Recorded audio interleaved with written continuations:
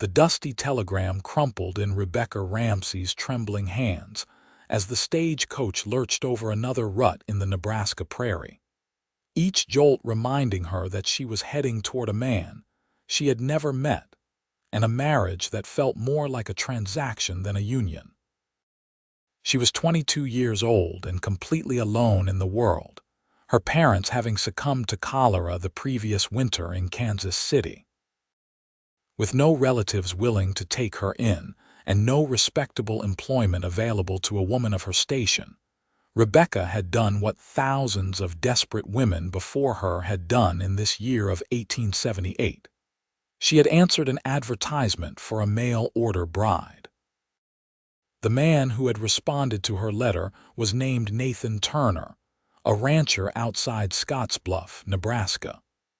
His correspondence had been brief and businesslike, outlining what he expected from a wife and what he could provide in return. He needed someone to cook, clean, and eventually bear children. She needed food, shelter, and the protection of a husband's name. It was a practical arrangement, nothing more. Rebecca had no illusions about what awaited her. She had heard the whispered stories from other women, seen the haunted looks in the eyes of those trapped in loveless marriages. She expected to be used, her body a vessel for his desires and his heirs, her personhood secondary to her function. It was the way of the world, especially out here in the harsh territories, where survival mattered more than sentiment. The stagecoach driver called out that they were approaching Scottsbluff, and Rebecca's stomach twisted with anxiety. She smoothed down her best dress, a faded blue calico that had been her mother's, and tried to calm her racing heart. Through the window, she could see the town taking shape in the distance, a collection of wooden buildings clustered along the North Platte River, with the distinctive bluffs rising in the background that gave the settlement its name. When the coach finally rolled to a stop in front of the general store, Rebecca gathered her single carpet bag and stepped down onto the dusty street. The late afternoon sun beat down mercilessly, and she raised a hand to shade her eyes as she looked around for the man who was supposed to meet her. "Miss Ramsey." She turned toward the voice and found herself looking up at a tall man with dark hair and striking blue eyes. He was perhaps 26 or 27, with a strong jaw and sun-bronzed skin that spoke of long hours working outdoors. He wore clean but worn work clothes, his hat held respectfully in his hands. "I am Rebecca Ramsey," she said, her voice steadier than she felt. "Nathan Turner, madam. I am pleased to finally meet you." He had a gentle way of speaking that surprised her, and when he reached for her bag, his movements were careful and deliberate. "I hope your journey was not too difficult." "It was tolerable, thank you." An awkward silence stretched between them as they stood on the boardwalk. Rebecca noticed several townspeople watching them with undisguised curiosity, and she felt her cheeks warm with embarrassment. "I thought we might visit Reverend Sawyer right away if you are willing," Nathan said. "Get the formalities settled, unless you would prefer to wait and rest first." Rebecca appreciated that he was giving her a choice, even if it was a small one. "We can proceed now. There is no reason to delay." They walked together down the dusty main street toward a small white church at the edge of town. Nathan walked beside her, but not too close, maintaining a respectful distance that she found oddly comforting. Most men would have already started asserting ownership, touching her arm or back, making their claim known to all who watched. Reverend Sawyer was a kindly older man with gray whiskers and warm eyes. He invited them into his study and asked them several questions about their intentions. When he was satisfied, he opened his Bible and began the ceremony. Rebecca spoke her vows in a daze, barely aware of the words coming from her mouth. This was really happening. She was marrying a complete stranger in a frontier town hundreds of miles from everything she had ever known. When Nathan slipped a simple gold band onto her finger, she noticed his hands were calloused but clean, his nails trimmed short. "You may kiss your bride," Reverend Sawyer said with a smile. Nathan hesitated, then leaned down and pressed a brief, chaste kiss to Rebecca's cheek. "Welcome to Nebraska, Mrs. Turner," he said quietly. They signed the marriage certificate, and just like that, Rebecca's life changed forever. She was no longer Rebecca Ramsey, orphan and charity case. She was Rebecca Turner, wife of a rancher, bound by law and God to a man she did not know. Nathan's wagon was waiting outside the church, a sturdy vehicle pulled by 2 horses. He helped her up onto the seat with a steadying hand, then climbed up beside her and took the reins. "The ranch is about 5 miles out of town," he explained as they started moving. "I run cattle mostly, with some horses. I have about 200 acres with good grazing land and a creek that runs year-round. The house is not fancy, but it is solid and keeps the weather out." Rebecca nodded, unsure what to say. She studied his profile as he drove, noting the strong lines of his face and the way he handled the horses with easy competence. He was handsome, she supposed, though she had not let herself think about such things. Handsomeness meant nothing when it came to how a man treated his wife behind closed doors. "I want you to know something," Nathan said after a while, his voice serious. He pulled the wagon to a stop on a rise overlooking a valley where his ranch spread out below them. "I know this is not the marriage either of us probably dreamed of when we were young. I know you agreed to this out of necessity, and I respect that you were brave enough to come all this way to marry a stranger." He turned to look at her directly, his blue eyes earnest and sincere. "But I want to make you a promise, Rebecca. I will not use you. I will cherish you, not use you, I give my oath. You are not just a housekeeper or a means to an end. You are my wife, and I will treat you with the honor and respect you deserve." Rebecca stared at him, stunned by his words. In all the scenarios she had imagined during the long journey west, this had not been among them. She had expected coldness at best, cruelty at worst. She had not expected kindness or promises of respect. "I do not understand," she said slowly. "Why would you make such an oath? You do not even know me." "That is exactly why," Nathan replied. "Because I do not know you yet, but I want to. I want us to build something real together, not just go through the motions of marriage. I lost my parents 5 years ago, and I have been working this ranch alone ever since.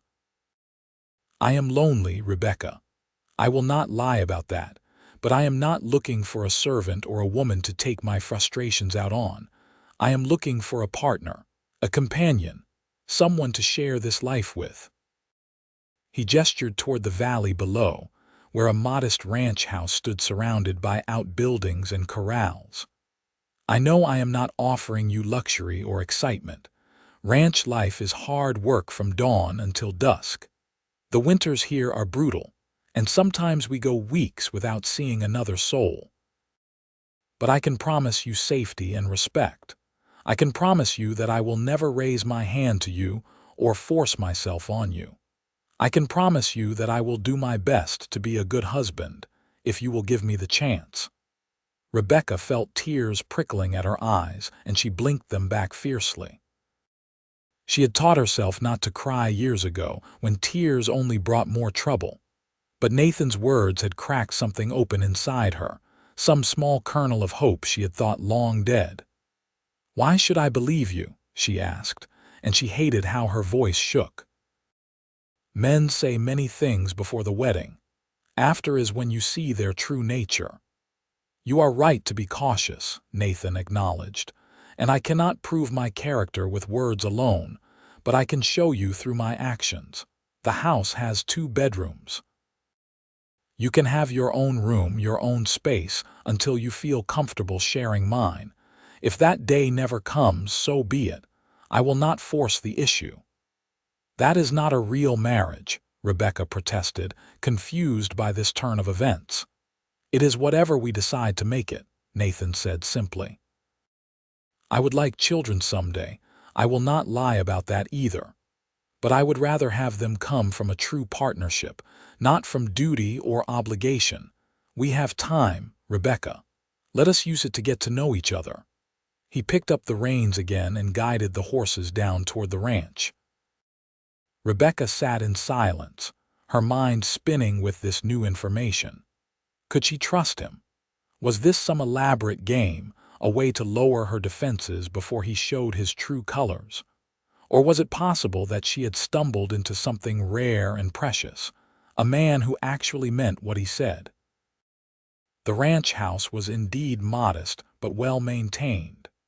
It was built of sturdy timber with a covered porch that wrapped around two sides.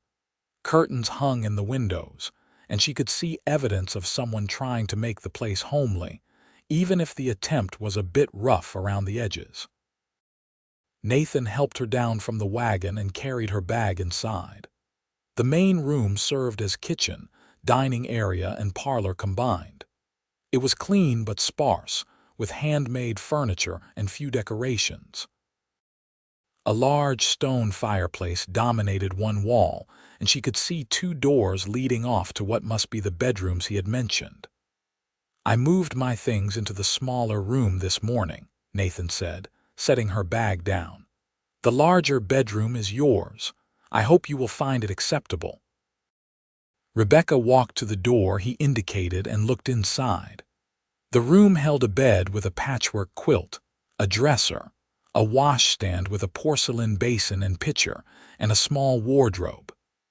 A window looked out over the prairie, and someone had placed a jar of wildflowers on the windowsill. "Did you pick those?" she asked, touched by the gesture.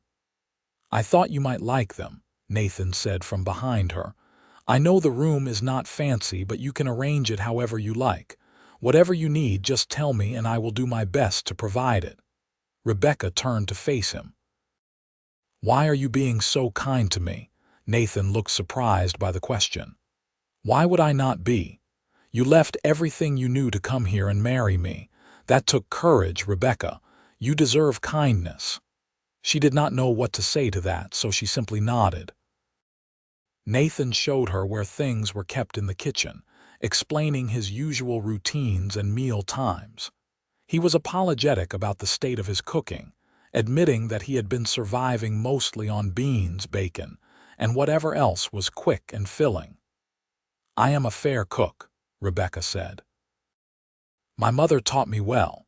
I can make do with whatever you have on hand." "I am sure anything you make will be better than what I have been eating," Nathan said with a smile that transformed his whole face, making him seem younger and more approachable. That first evening was strange and surreal. Rebecca cooked a simple supper from the supplies she found in the larder while Nathan tended to the horses and checked on the cattle in the near pasture. When he came back inside, he washed up carefully at the pump outside before joining her at the table. They ate in awkward silence at first, neither knowing quite what to say. Finally, Nathan began telling her about the ranch, explaining his hopes for expanding the herd and eventually breeding better quality horses. He spoke about his neighbors, the Wilson family who lived on the next ranch over, and the challenges of making a living in this harsh but beautiful country. Rebecca listened and asked questions, slowly relaxing as she realized he genuinely wanted to include her in his plans. He asked about her life before, and she told him about her childhood in Kansas City, her parents' store, and the devastating loss of both of them within 2 weeks of each other. "I am sorry you went through that," Nathan said with genuine sympathy. "Losing my parents was hard enough, but at least I had time to prepare. They were getting older and the work here was becoming too much for them. Your loss was sudden and terrible. I cannot imagine how difficult that must have been." "I survived," Rebecca said simply. "There was no other choice." "There is always a choice," Nathan replied. "And you made a brave one by coming here. I hope I can make sure you never regret it." As the evening wore on, Rebecca found herself watching Nathan when she thought he was not looking. He moved with an easy grace around the house, cleaning up after supper without being asked, banking the fire for the night, and checking the locks on the doors and windows. Everything he did spoke of competence and care. When it was time to retire, Nathan bid her good night and disappeared into his own room, closing the door softly behind him. Rebecca stood in the main room for a long moment, half expecting him to change his mind, to demand his marital rights, to reveal that everything he had said was a lie. But his door stayed closed, and eventually she went into her own room and changed into her nightgown. The bed was comfortable, the quilts warm, and through the window she could see a canopy of stars more brilliant than anything she had ever seen in the city. She lay awake for a long time, listening to the unfamiliar sounds of the prairie night and trying to understand this strange new life she had stepped into. The next morning, Rebecca woke to the sound of Nathan moving around in the kitchen. She dressed quickly and emerged to find him starting a fire in the stove, obviously intending to make breakfast himself. "I am awake now," she said. "Let me do that." "You do not have to," Nathan replied. "You must still be tired from your journey. I can manage." "I would rather keep busy," Rebecca admitted. "And I am supposed to be earning my keep, am I not?" Nathan frowned at that. "You are not here to earn anything, Rebecca. You are my wife, not my employee." "Then what am I supposed to do all day?" she asked, genuinely confused. "Whatever you want," Nathan said. "Make this house your home. If you want to cook and clean, that is fine. If you want to read or sew or go for walks, that is also fine. If you want to learn about ranching and help with the stock, I would welcome the company. The point is, you have choices now. You are not obligated to spend every moment in drudgery." Rebecca did not know how to respond to that. Every woman she had ever known worked from dawn until dusk, their lives consumed by the endless tasks of keeping a household running. The idea that she could choose how to spend her time was foreign and slightly frightening. She made breakfast while Nathan went out to tend to the morning chores, feeding the chickens she had not realized they had, and milking the cow that provided their fresh milk.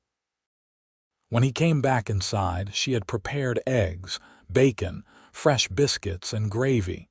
It was a simple meal, but Nathan ate with obvious appreciation. "This is wonderful," he said between bites. "I have not had a proper breakfast in months." "It is nothing special," Rebecca said, but she felt a small glow of pride at his praise.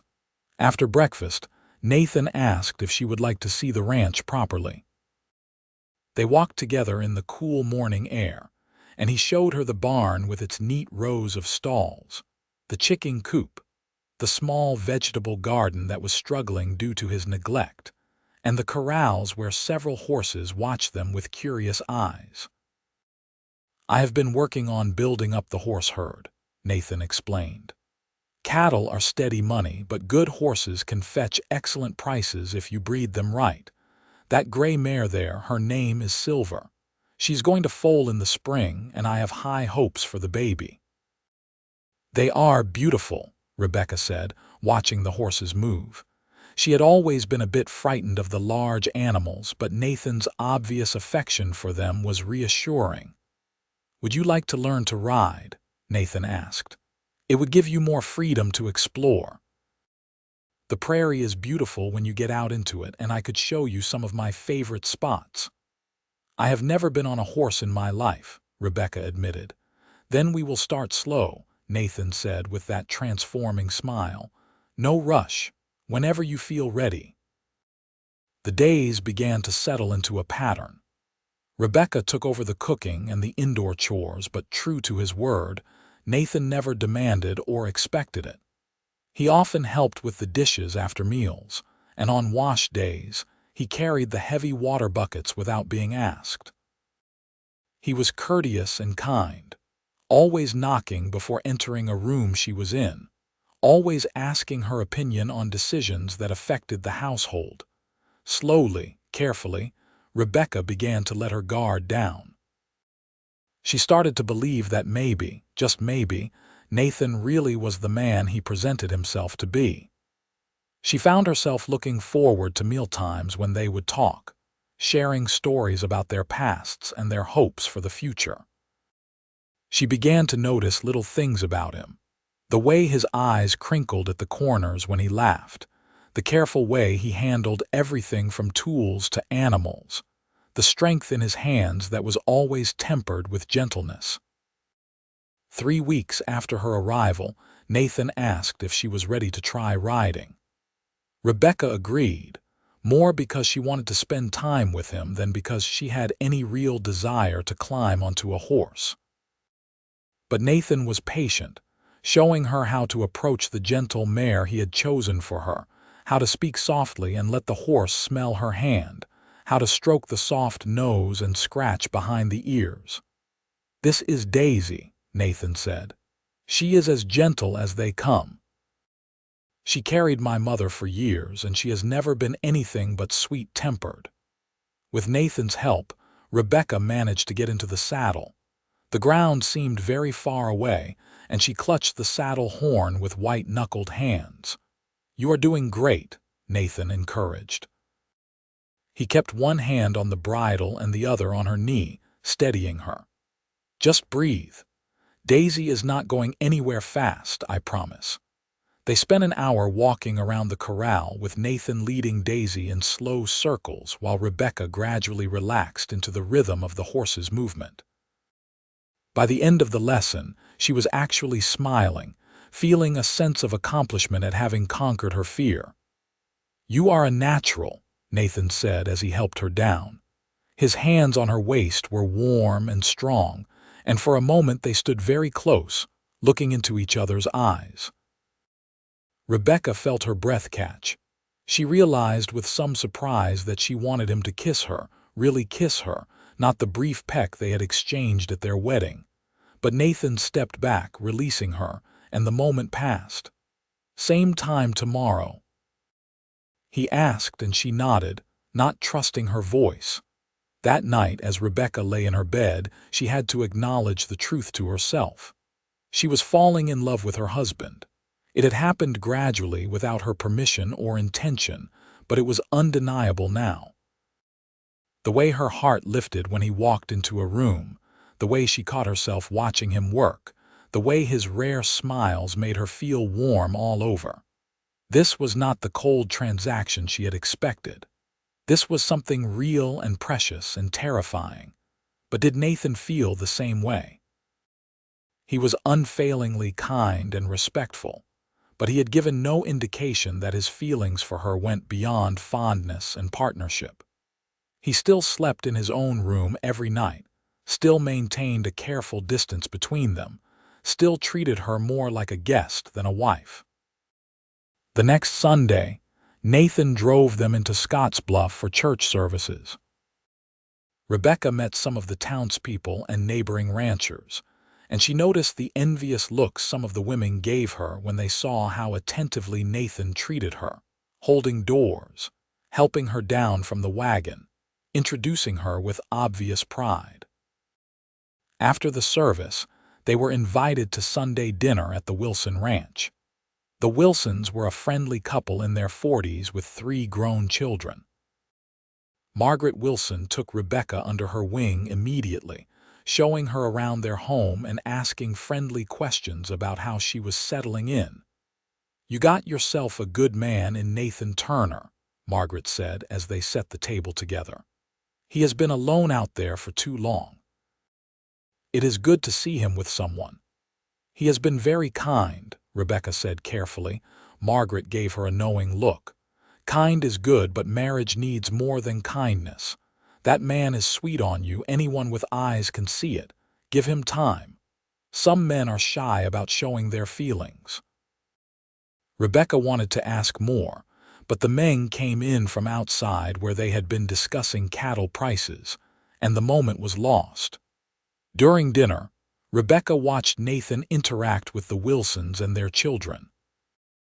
He was relaxed and at ease, joking with the Wilson boys about last winter's blizzards, and listening intently when their daughter talked about her upcoming wedding. On the drive home, Nathan was quiet, and Rebecca wondered if something was troubling him. "Did you enjoy yourself today?" he finally asked. "I did. The Wilsons are lovely people." "They are good neighbors," Nathan agreed.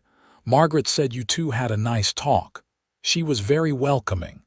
Another silence fell, and Rebecca gathered her courage. "Nathan, may I ask you something?" "Of course. Anything." "Are you happy that I came here? Truly happy, I mean, not just satisfied with the arrangement." Nathan pulled the horses to a stop and turned to look at her. "Rebecca, having you here has been the best thing that has happened to me in 5 years. Coming home to a lit house, hearing your voice, sharing meals with you, it has all been wonderful. Why do you ask?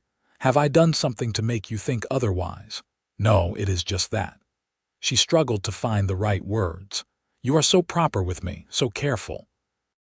Sometimes I wonder if you regret bringing me here, if I am not what you hoped for." "Oh, Rebecca." Nathan's voice was full of emotion. "You are so much more than I hoped for. I am careful with you because I do not want to rush you or make you uncomfortable. I meant what I said on our wedding day. I want you to feel safe here with me. I do not want you to feel obligated to share my bed out of duty. When that happens, if it happens, I want it to be because you want it, not because you think you have to." "And if I wanted it?" Rebecca asked, her voice barely above a whisper.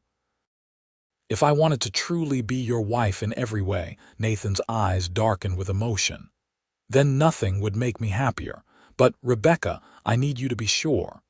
I need you to know that this is what you want, not what you think I expect." "I am sure," Rebecca said, and she was.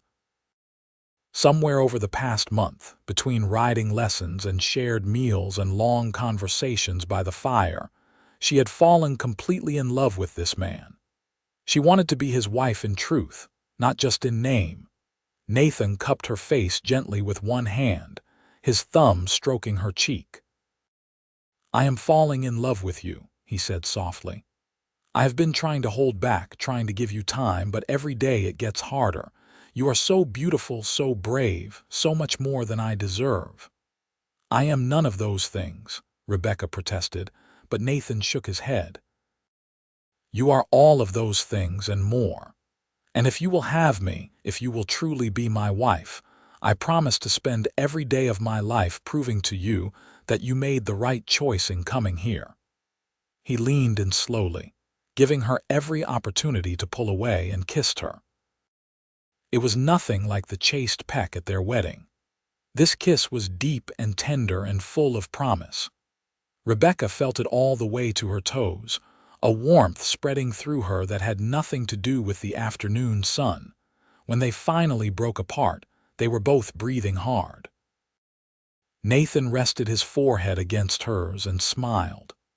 "We should get home," he said, his voice rough with emotion.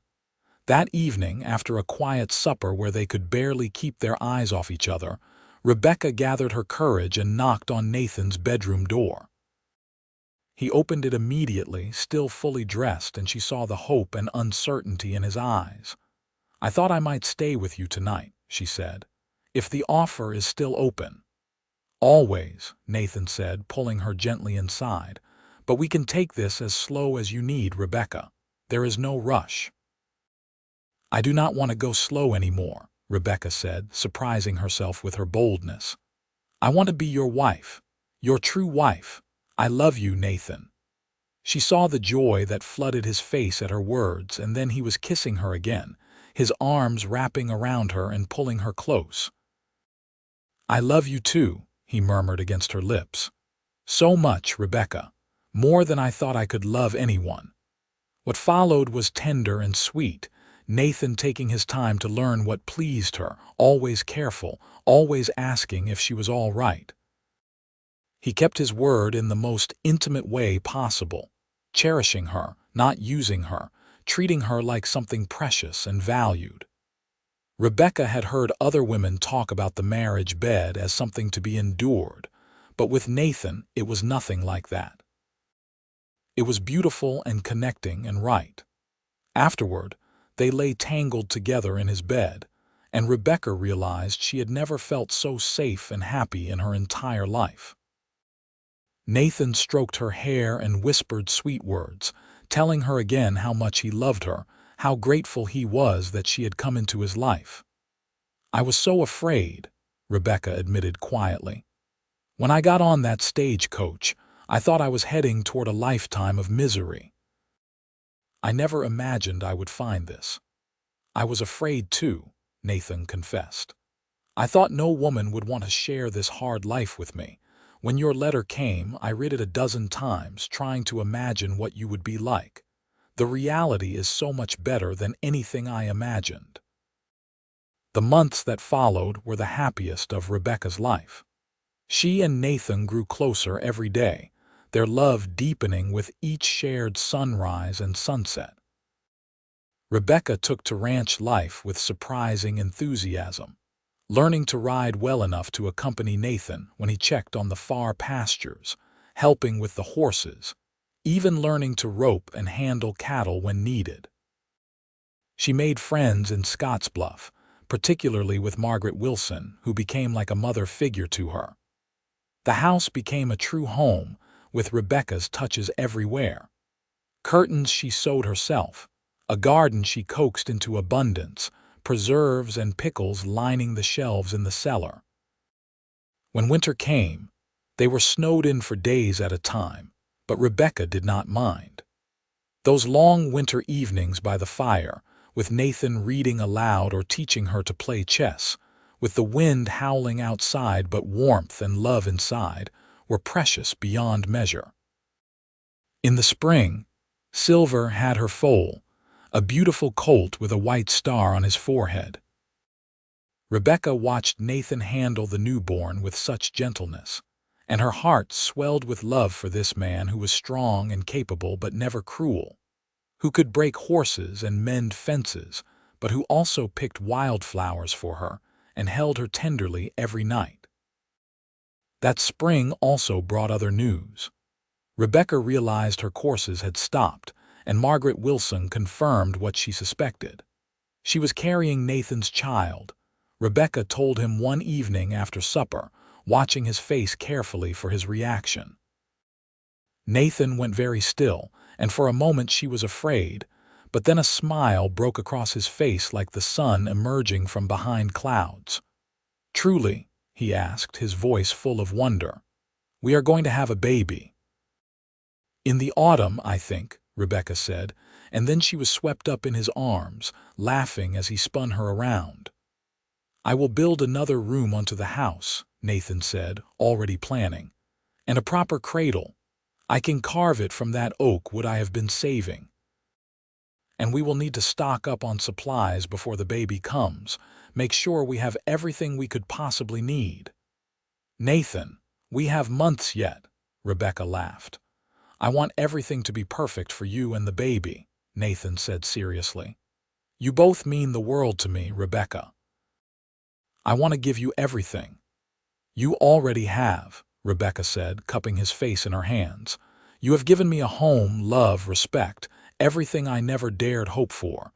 This baby is just more blessing on top of blessing." The pregnancy was not easy. Rebecca suffered from sickness in the early months, and Nathan hovered over her anxiously, refusing to let her do any heavy work.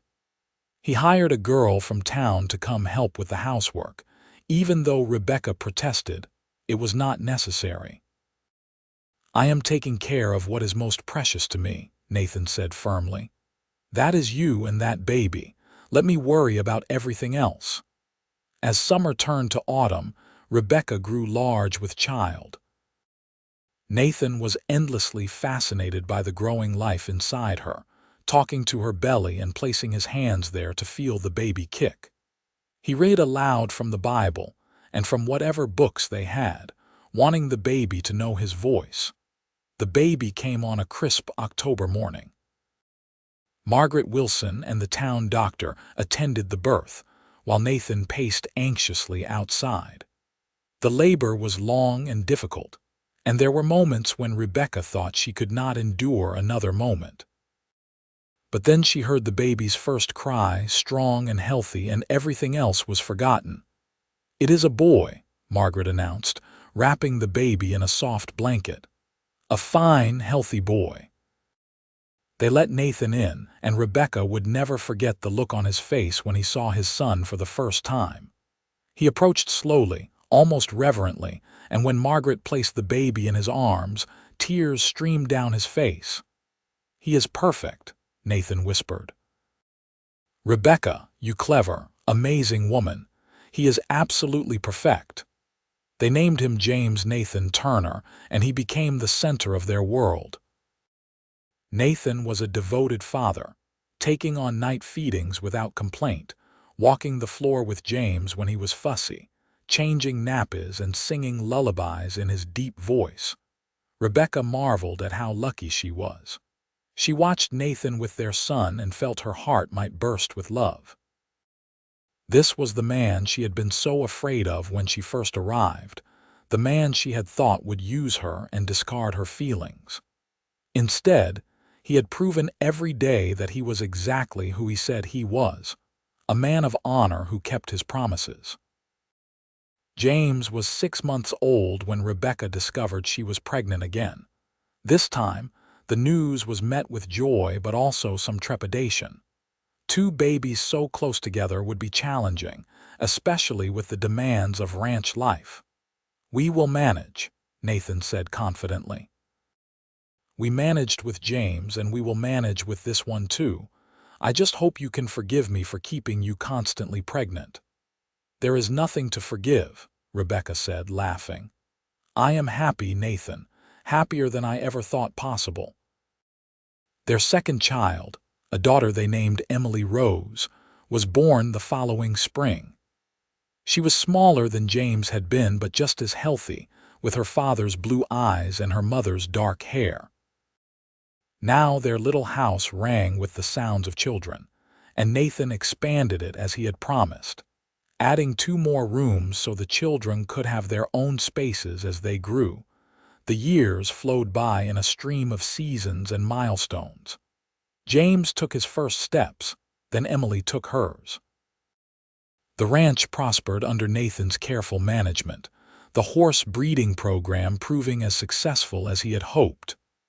They added more land, built a bigger barn, hired a couple of hands to help with the work. Rebecca looked back sometimes on that frightened young woman who had stepped off the stagecoach 5 years ago, expecting nothing but misery, and marveled at the transformation. She was confident now, capable, deeply loved and loving in return. She had friends in the community, children who filled her days with joy and chaos, and a husband who still looked at her like she was the most precious thing in his world. Nathan had kept every promise he made that first day. He had cherished her, not used her. He had built a partnership based on respect and love. He had given her choices and freedom even in a time and place where women had little of either. He had shown her that not all men were the same, that honor and kindness were not just empty words but could be lived out in daily actions. On their 5th anniversary, Nathan surprised Rebecca with a trip to Omaha. They left the children with Margaret Wilson and took the train east, staying in a proper hotel and dining in restaurants like they were fine city folk. Nathan bought Rebecca a new dress and a delicate necklace with a small diamond pendant. "You do not need to spend money on me like this," Rebecca protested, though she secretly loved the pretty things. "I want to," Nathan said. "I want you to have beautiful things because you make my life beautiful every single day." On their last evening in Omaha, they walked along the Missouri River as the sun set, painting the sky in shades of orange and pink. Nathan pulled Rebecca close and she rested her head on his shoulder, utterly content. "You ever regret it?" Nathan asked quietly. "Answering that advertisement, coming to Nebraska to marry a stranger." Rebecca pulled back so she could look into his eyes. Not for one single moment. Coming here, marrying you, it was the best decision I ever made. You changed my life, Nathan. You showed me what love could be, what a marriage should be. I thank God every day that of all the men I could have ended up with, it was you. I am the lucky one, Nathan insisted. You took a chance on me when you had no reason to trust any man. You gave me your heart, your trust, your love. You gave me a family and a home that is more than just walls and a roof. You gave me everything, Rebecca. They kissed as the sun sank below the horizon. Two people who had found each other across the miles and the loneliness, who had built something real and lasting from the most uncertain of beginnings. When they returned home, James and Emily ran to greet them, and Rebecca scooped them both up, laughing at their excited chatter about everything they had done while their parents were away. Nathan stood watching them, his family, and Rebecca saw the contentment on his face that mirrored her own feelings. Life continued its steady rhythm. A third child arrived, another boy they named Daniel. The ranch continued to prosper. James grew tall and serious, already showing signs of having his father's way with horses. Emily was spirited and bold, unafraid of anything. Daniel was still a baby, but he seemed to have a sunny disposition that kept everyone smiling. Rebecca had her hands full, but she had help now. The ranch employed several hands, and there was a young woman from town who came several days a week to help with the housework and the children. Rebecca had time to pursue her own interests, working in her garden, reading the books Nathan ordered for her from back east, even learning to handle the ranch accounts when Nathan's eyes started troubling him from too much work in the sun. They faced challenges, of course. There was the year of drought when the creek ran low, and they had to haul water from the river. There was the winter when James got scarlet fever, and they spent terrifying days nursing him through it, afraid they might lose him. There were cattle lost to rustlers, horses injured in storms, the constant struggle to make ends meet that was part of frontier life. But through it all, Rebecca and Nathan faced everything together. They supported each other through the hard times and celebrated together during the good times. Their love deepened and matured, becoming something even stronger than the passionate romance of their early years together. On their 10th anniversary, Nathan arranged for them to have an evening alone. The children were once again packed off to the Wilsons, and Nathan had prepared a special dinner himself, cooking Rebecca's favorite foods and setting the table with their good dishes. After dinner, they sat on the porch in the cool evening air, watching the stars come out. Nathan pulled out a folded piece of paper, yellowed with age. "You know what this is?" he asked. Rebecca took it and unfolded it carefully. It was her original letter, the one she had sent in response to his advertisement all those years ago. The paper was creased from being folded and refolded many times, and she could see her younger self in the careful handwriting, trying so hard to sound competent and useful. "You kept this?" she asked, touched. "I have read it more times than I can count," Nathan admitted. "Especially in those early days when I was so worried about everything going wrong. I would read your words and remind myself that you were brave enough to take a chance on me, so I needed to be brave enough to be the man you deserved." "You were always that man," Rebecca said softly. "Even from the first day, Nathan. You were honorable and kind when you had no reason to be. You gave me your oath that you would cherish me, not use me, and you have kept that promise every single day of our marriage." "It was not a hard promise to keep," Nathan said. "Cherishing you has been the easiest thing I have ever done. You are my heart, Rebecca. You and our children, you are everything to me." They sat in comfortable silence for a while, holding hands and listening to the night sounds of the prairie. A coyote called in the distance, and somewhere an owl hooted, the familiar sounds of home. I have been thinking, Nathan said eventually. James is 10 now, old enough to start really learning the ranching business. And I have been considering expanding into breeding beef cattle in addition to the horses. But I wanted to know what you think. This is your ranch too, Rebecca. Your opinion matters to me. I think you should do whatever feels right to you, Rebecca said. You have good instincts, Nathan. But I appreciate you asking. They talked late into the night, making plans and dreaming dreams. It was something they did often, these conversations where they decided their future together. Nathan never made a major decision without consulting Rebecca, and she knew he truly valued her input. It was one of the many ways he showed her respect, treating her as a true partner in every sense. More years passed. James grew into a fine young man, his father's son in every way that mattered. He took to ranching like he was born to it, and Nathan began teaching him everything he knew about breeding horses and managing cattle. Emily grew into a beautiful young woman, full of fire and spirit, determined to do everything her brothers could do and often doing it better. Daniel was the peacemaker of the family, always trying to smooth over conflicts and make everyone happy. 2 more children came, twin girls named Sarah and Ruth, who turned the household upside down with their energy and mischief. Rebecca was in her late 30s now, and she told Nathan after the twins that they were probably done having children. He agreed, saying they had been blessed with 5 healthy children, and that was more than enough. The ranch was solidly prosperous now. Nathan's reputation for quality horses had spread, and buyers came from as far away as Kansas City and Denver to purchase his stock. The family had a comfortable life, not wealthy by city standards but secure and happy. Rebecca looked around at Sunday dinners with all her children gathered around the table, at Nathan at the head of the table saying grace, at the food and laughter and love filling the room, and felt grateful beyond measure. She thought sometimes about that terrified girl on the stagecoach, expecting nothing but hardship and use, and wished she could tell her younger self that everything was going to be all right. More than all right. Wonderful.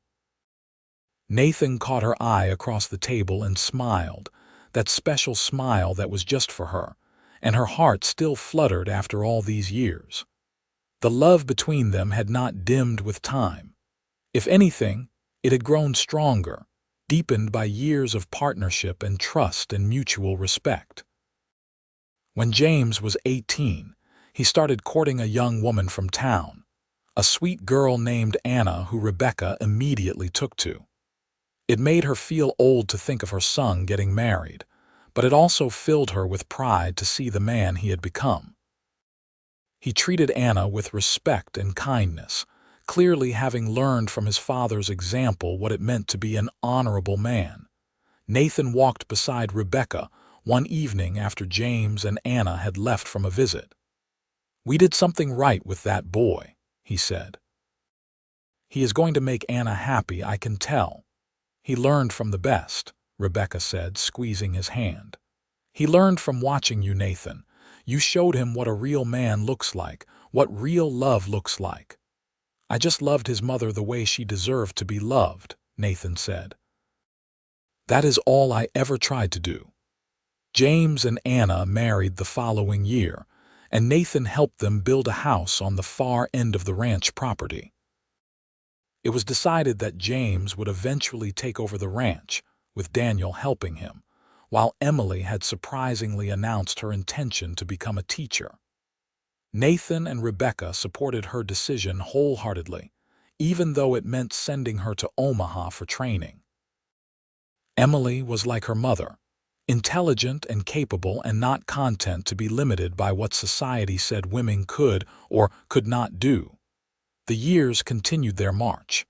Nathan's hair went gray at the temples, and Rebecca found threads of silver in her own dark hair.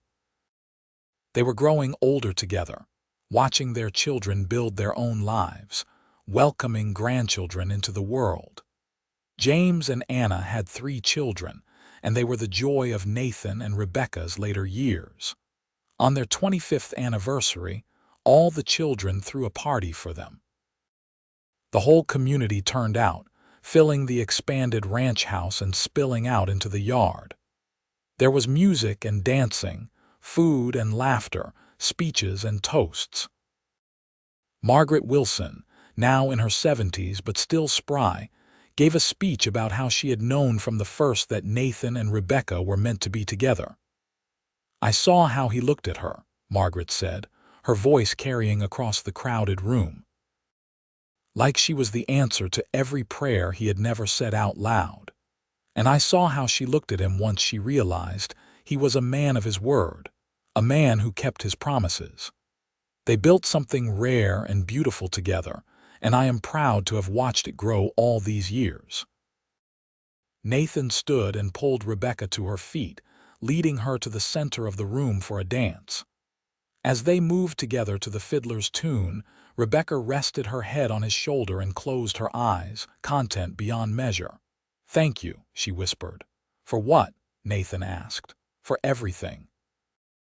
For being the man you promised to be, for loving me the way you do, for giving me this life, this family, this love, for cherishing me every single day. It was never a burden, Rebecca. It was always a joy." Nathan's arms tightened around her. "You are still the best thing that ever happened to me. That has never changed."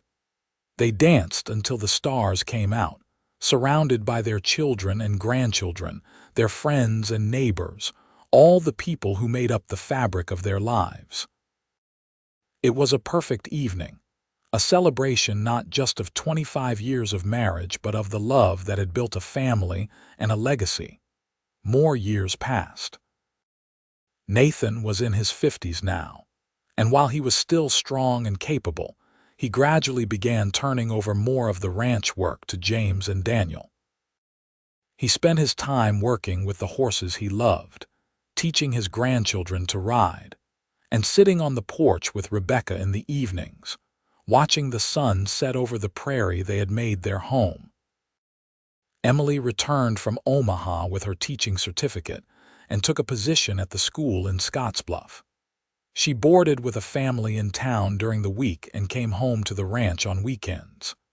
Eventually, she met a doctor who had just moved to town, and to everyone's delight, they fell in love. Rebecca saw in Emily's courtship echoes of her own story, a woman finding a man who respected her intelligence and independence, who wanted a partner and not a servant. The twins, Sarah and Ruth, were inseparable and full of mischief. They kept everyone on their toes with their schemes and adventures. Nathan spoiled them terribly, unable to say no to his youngest daughters, and Rebecca pretended to scold him for it, even though she found it endearing. On their 30th anniversary, Nathan surprised Rebecca with a trip back to Kansas City. She had not been back since leaving as a young woman, and she was curious to see how it had changed. The city had grown enormously, transformed by the railroad and commerce into a bustling metropolis that barely resembled the place she remembered. They visited the neighborhood where she had grown up, and Rebecca was saddened to find her parents' store long gone, replaced by a larger establishment. But she showed Nathan where she had played as a child, where her parents were buried, all the pieces of her past that she had carried with her to Nebraska. "Thank you for bringing me here," she said as they stood at her parents' graves. "I needed to see this, to remember where I came from." "Your parents would be proud of the woman you became," Nathan said, his arm around her shoulders. "I wish I could have known them." "They would have loved you," Rebecca said with certainty. "My father especially. He always said the measure of a man was in his actions, not his words." "You have proven yourself through your actions every day, Nathan." When they returned home, their children had cleaned and prepared the house, stocking the larder and leaving flowers in every room. It was good to be home, Rebecca thought. Kansas City was interesting to visit, But this ranch, this life they had built together, this was where she belonged. The decades turned. Nathan was in his 60s, Rebecca in her late 50s. Their hair was fully gray now, their faces lined with the marks of time and weather and laughter. But when they looked at each other, they still saw the young people who had stood before Reverend Sawyer all those years ago, taking a chance on love and partnership. James was running the ranch now, doing an excellent job of it and expanding in ways even Nathan had not considered. Emily was married to her doctor, living in Scottsbluff and teaching a new generation of children. Daniel had surprised everyone by becoming interested in politics, serving on the town council and talking about running for the territorial legislature. The twins had both married local boys and were raising their own families nearby. Nathan and Rebecca's house was quieter now, though it often filled with grandchildren on weekends. They had 13 grandchildren in total, with more on the way, and Rebecca delighted in spoiling them the way Nathan had spoiled their own children. They were sitting on the porch one summer evening, in the rocking chairs Nathan had built for them years ago, when he reached over and took her hand. "Do you know what I was thinking about today?" he asked. "Tell me," Rebecca said, content to sit in the gathering dusk and listen to his voice. "I was thinking about the first time I saw you step off that stagecoach. You looked so scared and trying so hard not to show it. And I remember thinking that I had to find a way to make you feel safe, to show you that coming here was not a mistake. You did that," Rebecca said. "From the very first day you made me feel safe." "I was terrified," Nathan admitted. "Terrified that I would say the wrong thing or do the wrong thing, and you would realize you had made a terrible mistake. Terrified that I would not be able to live up to my promises. But loving you, Rebecca, that was the easiest thing in the world. That came naturally." "We were both scared," Rebecca reflected. "Two lonely people taking a chance on each other, but we built something good, did we not? Something lasting." "We built something extraordinary," Nathan said. "A life, a family, a love that has sustained us through everything. I have no regrets, Rebecca." "Not a single one." "Neither do I," Rebecca said. "You gave me your oath that day, Nathan. You said you would cherish me, not use me. And you kept that oath every single day of our marriage. You showed me what real love looks like, what real partnership means. You gave me a life beyond anything I dared hope for." They sat in comfortable silence as the stars emerged, still holding hands after all these years. Inside the house, they could hear the clock chiming the hour. Tomorrow would bring new challenges and new joys, as every day did. But they would face it together, as they had faced everything for the past 35 years. Their love story had started with fear and uncertainty, with a desperate young woman and a lonely rancher taking a chance on each other. But it had grown into something beautiful and enduring, a testament to the power of kindness and respect and genuine love. They had built a family, a ranch, a legacy that would continue long after they were gone. And it had all started with a simple promise, an oath given freely and kept faithfully. "I will cherish you, not use you." Those words had changed Rebecca's life, had shown her that not all men were the same, that honor and love could exist even in the harsh realities of frontier life. As they finally rose to go inside for the night, Nathan helped Rebecca out of her chair with the same gentle care he had always shown her. They walked inside together, ready to face whatever tomorrow might bring, secure in the love they had built and nurtured over a lifetime together. Years continued to pass in their gentle rhythm. Nathan was 70 now, Rebecca 68, and while age had slowed them both, they were still healthy and active. They spent their days enjoying the simple pleasures of life, tending Rebecca's garden, working with the horses Nathan still loved, playing with their growing number of great-grandchildren, and sitting together in the evenings recounting memories of their long life together.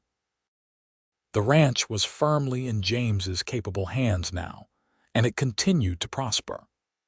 All of their children had found happiness in their own ways, building good lives and raising their families with the same values Nathan and Rebecca had instilled in them. It was deeply satisfying to see the legacy they had created, not just in land and livestock, but in the people they had raised and the love they had spread. One crisp autumn morning, Nathan woke with his arm around Rebecca as he had for countless mornings before. The sun was streaming through the window, painting everything in warm, golden light. He watched her sleep for a moment, her face peaceful and beautiful to him despite the lines of age. When her eyes fluttered open, she smiled to see him watching her. "Good morning," she said softly. "Good morning, my love," Nathan replied. "I was just thinking about how blessed I am to wake up next to you every morning, even after all these years." "You are sentimental in your old age," Rebecca teased gently, but her eyes were warm. "I have always been sentimental about you," Nathan corrected. "From the very beginning." They rose and dressed, moving through their morning routine with the ease of long practice. Rebecca made coffee while Nathan brought in eggs from the chicken coop. They ate breakfast together, planning their day, which would include a visit from Emily and her family later that afternoon. After breakfast, Nathan suggested a walk. The weather was perfect, cool but sunny, and they walked hand in hand across the prairie like they had so many times before. They stopped at the creek where Silver had once grazed, long since past but remembered fondly. "I cannot imagine my life without you," Rebecca said suddenly. "Even after all these years, I still sometimes think about that scared girl on the stagecoach, and I am grateful every single day that she was brave enough to come here." "I am grateful she was brave too," Nathan said, pulling her close. "You gave me everything, Rebecca. You made me happier than I ever dreamed possible." They stood there together, two people who had found each other against all odds, who had built a love story for the ages. The wind whispered through the grass, carrying the scent of autumn and the promise of winter to come, but they were not afraid. They had weathered many seasons together, and they would weather whatever came next the same way together. As they walked back to the house, they saw a rider approaching. It was their grandson, James's oldest son Nathan, named for his grandfather. He had news that his wife had just given birth to their first child, a healthy baby girl. They had named her Rebecca. Nathan and Rebecca looked at each other and smiled. Their legacy continued, passed down through generations. The love they had built, the family they had created, the values they had instilled, all of it would live on long after they were gone. That evening, surrounded by their children and grandchildren and great-grandchildren who had come to celebrate the new arrival, Nathan looked around the crowded, noisy, joy-filled house and felt a profound sense of peace. This was what mattered. This was what they had built together. Not just a ranch or a fortune, but a family bound together by love and respect and honor. Rebecca caught his eye across the room and smiled. That same smile that had first captured his heart so many years ago. He made his way through the crowd to her side and took her hand, and she leaned into him comfortably. "We did good," she said quietly, so only he could hear. "We did," Nathan agreed. "Better than good. We did extraordinary." The years that followed were peaceful and full. Nathan and Rebecca continued to enjoy their life together, surrounded by the family they had created. They celebrated anniversaries and birthdays, welcomed new babies and attended weddings, and through it all, their love remained the foundation on which everything else was built. When Nathan was 75, he began having trouble with his heart. The doctor from Scottsbluff, their son-in-law, told them gently that Nathan's time was growing short. Rebecca refused to accept it at first, but Nathan took the news with his characteristic calm. "I have had a good life," he told her one evening as they sat together on the porch. "A better life than I ever deserved, all because of you." "Do not talk like that," Rebecca said, her voice breaking. "I am not ready to let you go." "I am not going anywhere just yet," Nathan said, pulling her close. "But when the time comes, Rebecca, I want you to know that loving you was the greatest honor of my life. You made me a better man just by being yourself. You gave me a reason to be the man I promised to be." The seasons turned once more. Spring came with its renewal and promise, summer with its heat and abundance. Nathan grew weaker, but he remained at home, surrounded by his family. Rebecca barely left his side, holding his hand, talking to him about their life together, reminding him of all the good times they had shared. On a warm evening in late summer, with Rebecca sitting beside his bed and all their children gathered around, Nathan Turner took his last breath. He went peacefully, a slight smile on his face, Rebecca's hand in his until the very end. The funeral was held in the church where they had been married 52 years earlier.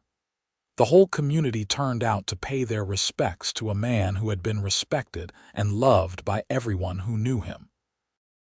Speaker after speaker stood to talk about Nathan's integrity, his kindness, his commitment to his family and his community. But it was Rebecca who gave the final eulogy, standing straight despite her grief, her voice clear and strong. "Nathan Turner was a man of his word," she said. "On the day we married, he gave me his oath that he would cherish me, not use me. And he kept that oath every single day of our marriage. He showed me what true love looks like, what real honor means. He was my partner, my companion, my greatest love. And while my heart is broken by his loss, I am also grateful beyond measure for every moment we had together. He made me happier than I ever thought possible, and that is the greatest gift anyone could give." She paused, looking at the simple coffin where Nathan lay. "I will miss you every day for the rest of my life," she said softly. "But I will also carry you with me always in every memory, every lesson you taught me, every moment of joy we shared. You were the best man I ever knew, and I am honored that I got to be your wife." They buried Nathan on a hill overlooking the ranch, with a simple stone marker bearing his name and the dates of his birth and death. Rebecca visited the grave every day, sitting beside it and talking to him about the family, the ranch, all the little details of life that she had always shared with him. The grief was hard, harder than anything Rebecca had faced before. After 52 years of partnership, she felt like half of herself was missing. But she was not alone. Her children rallied around her, making sure she was never by herself for long. Her grandchildren visited constantly, bringing their children to meet the great-grandmother who had helped build this family legacy. Rebecca lived for another 8 years after Nathan's death. She remained active and engaged with the family, watching her great-grandchildren grow, seeing the ranch continue to prosper under James's management. She never remarried, never even considered it. Nathan had been her one true love, and that was enough for a lifetime. When she finally passed peacefully in her sleep at the age of 80, surrounded by her children, her last words were of Nathan. "I am coming, my love," she whispered. "Wait for me." They buried her beside Nathan on the hill, their graves side by side just as they had been in life. The stone marker bore both their names now, united even in death. The family gathered after the funeral, filling the ranch house that had been built by Nathan and made into a home by Rebecca. James stood before them all, now an old man himself with gray hair and grandchildren of his own. "Our parents built something special here," he said. "Not just this ranch, though that is part of it. They built a legacy of love and respect and honor. They showed us what a real marriage looks like, what real partnership means. They proved that love can last a lifetime when it is built on the right foundation. He held up an old, yellowed piece of paper, carefully preserved in a frame.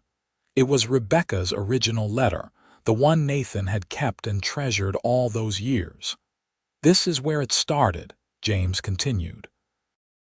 "With a desperate young woman brave enough to take a chance, and an honorable young man who promised to cherish her, not use her. He kept that promise for 52 years, and in doing so, he created all of this." He gestured around at the gathered family, 3 generations strong.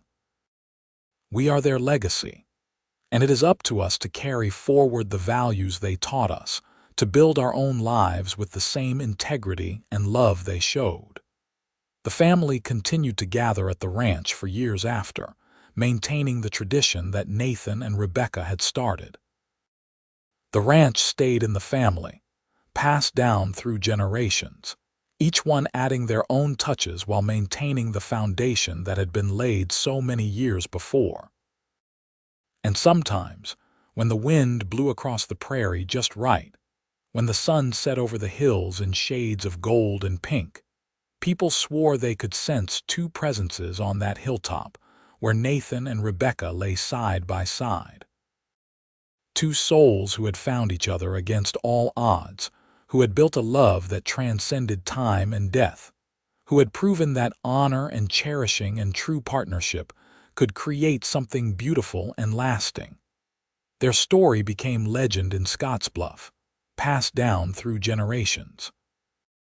The mail-order bride and the honorable cowboy who had promised to cherish her, not use her, and who had kept that promise faithfully until his last breath. It was a story of hope in desperate times, of love blooming in unlikely circumstances, of 2 people who chose to be better together than they could ever be apart. The ranch still stood decades later, expanded and modernized but still recognizable. The hilltop graves were carefully maintained by the family, flowers planted there every spring, flags placed there on holidays. And carved into Rebecca's stone, added by her children after her death, were the words that had changed her life so many years before. He cherished her, not used her, and kept his oath. It was a simple epitaph, but it told the whole story. A story of love and honor, of promises kept and trust earned, of 2 lives intertwined so completely that even death could not truly separate them. Nathan and Rebecca Turner had built something extraordinary from the most ordinary of beginnings, and their legacy lived on in every descendant who carried their blood, their name, and their values forward into the future. Their love story ended, as all love stories must, with death and separation. But it also continued, in the memories of those who knew them, in the stories told by the family, in the very land they had worked and loved together. They had started as strangers, bound together by necessity and loneliness. But they had become something far greater, 2 halves of a whole, partners in every sense of the word, proof that real love was possible even in the hardest of circumstances. And perhaps that was their greatest legacy of all. Not the ranch or the wealth, or even the large family they had created, but the simple proof that one person keeping their word, one person choosing honor over convenience, one person deciding to cherish rather than use, could change everything. Nathan had given his oath on a dusty Nebraska prairie in 1878, and he had kept it faithfully until his death in 1930. And in doing so, he had given Rebecca, and through her all their descendants, the greatest gift possible. The knowledge that true love, real partnership, and genuine honor were not just fairy tales but could be lived out in daily life. Their story was complete now, from that first nervous meeting on a Scottsbluff street to their final rest together on a windswept hill. And it was a good story, a true story, a story worth remembering and retelling. The story of Rebecca and Nathan Turner, who had found each other in the Wild West of 1878 and had built a love that lasted beyond a lifetime.